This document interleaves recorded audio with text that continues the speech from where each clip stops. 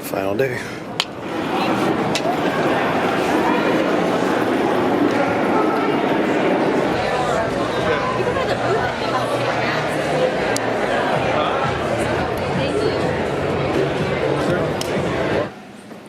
Next up is something that's a little sad.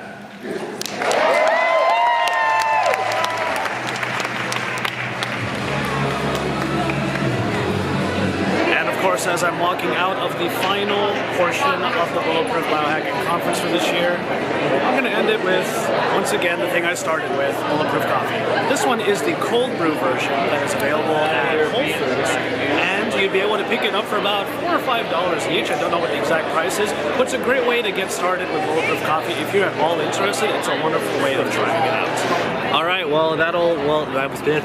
All right, well, that's gonna about do it for the Bulletproof Biohacking Conference. I actually finally got to meet the point of contact that I had here via Twitter, who invited me to come out to this. I asked, and then she was like, yeah, come on, let's figure out how to get you here. So thank you to Bulletproof for allowing me to be here, and hopefully I made some great content, not only for the Bulletproof guys to see my perspective on this conference, but also for all of you out there to kind of get a feel for what all of this is about. So I do want to do my main takeaways from this show, so I'm going to go ahead and give a couple of them right now, and then I'll give the rest while I'm heading home. The first takeaway that I want to give is that, well, I know that probably some of you are talking about or thinking that I didn't do everything in the tech calls, I didn't do everything in the conference.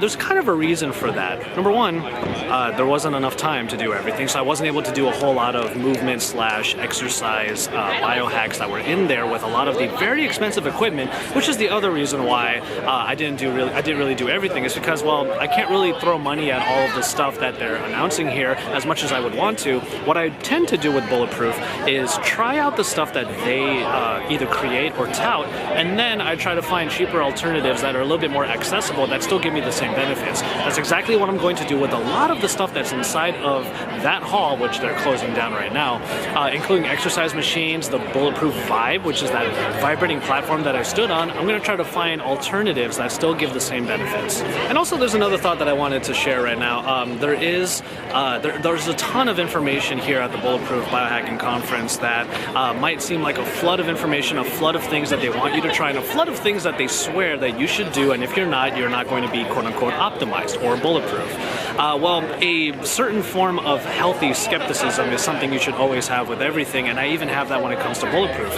I love the brand, I really enjoy living the Bulletproof lifestyle, but I don't really just take everything for gospel truth. There are a lot of things here that I'm going to just sort of list off in a minute that I am going to try because I was here, but in general, what I'm trying to do is maintain doing all of the things that I know work for me, and then after that, slowly add in little bits and pieces of everything I learned here and see how those things enhance my daily life. And I mean, if there's any form of accountability, it's this notebook I have in my hand.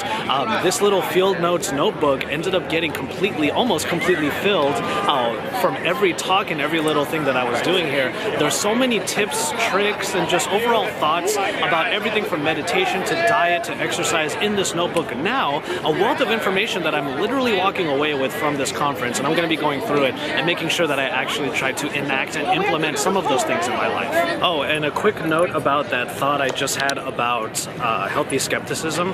One of the reasons why you should really have healthy skepticism, especially if you do stuff like paleo, primal, bulletproof, or whatever the case may be, or keto, which is what I'm going to be doing moving forward, there's a reason why healthy skepticism is so important, and it should be to you. It's because without it, we wouldn't even have stuff like bulletproof. We wouldn't even have stuff like paleo, primal, and all these movements, because those things were born of a skepticism of the already established norms.